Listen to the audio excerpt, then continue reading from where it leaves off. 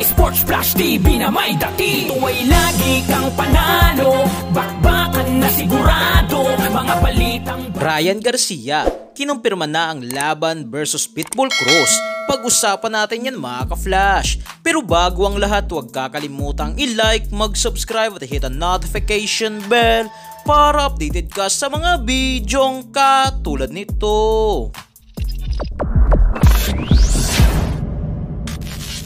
So kinumpirma na nga po mga ka-flash ni Ryan Garcia ang kanyang nalalapit na laban sa buwan ng Mayo. Yan nga raw ay kontra kay Isaac Pitbull Cruz. Uunahin nga raw niya ito at isusunod ang mananalo sa Devin Haney versus Jose Ramirez. Isa nga po itong double header. Gaganapin ang nasabing laban sa buwan ng Mayo at ang venue ay sa Times Square sa New York.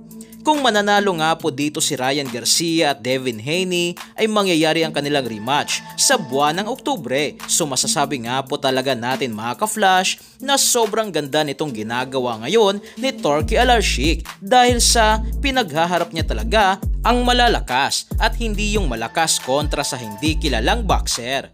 Pagdating naman kay pound for pound rank number 2 sa buong mundo at kasalukuyang undisputed world champion sa super bantamweight division na si Naoya the Monster Inoue ay nagbigay na rin nga po dito ng update si Turki Alalshikh na bibigyan niya ito ng magandang laban at dito pinangalanan niya si Nick Ball sa 126 pounds sa featherweight division, isang undefeated, may 21 wins, 12 knockouts at higit sa lahat isa nga po itong world champion sa featherweight division na hawak ang WBA belt mula pa noong June 2024. Subalit may isa pa nga po dito ang lumutang at pinagpipilian na magbibigay ng magandang laban kay Inoue sakaling hindi pa ito aakyat sa featherweight division. At yan nga po ay si former 3 division world champion angas ng Pinas, General Cuadro Alas Casimero. Pero ang magandang laban muna dito ay maglaban muna si Casimero versus Morojo Nurmagomedov at kung sino ang mananalo ay makakalaban si The Monster Naoya Inoue.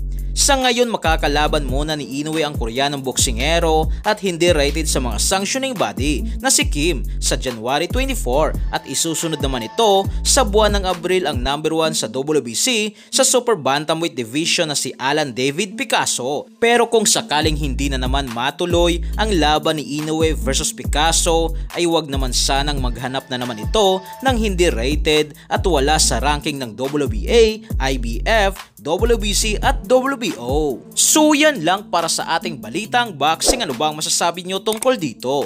Para sa inyong komento at reaksyon ay komento nyo na sa baba. Hanggang sa muli, ito ang The Sports Flash TV. Sports Flash TV na may dati. Ito ay lagi kang panalo, bakbakan na sigurado, mga balitang boxing. Laging bago, balitang boxing, laban na kasado, di papahuli pagdating sa bakbakan, mga pambato na patuloy ang laban, sasaliksikin ang bawat babalita, talagang diin, bawal ang mahina sa loob ng ring, merong pambihira, mga kamao na nagiging bida.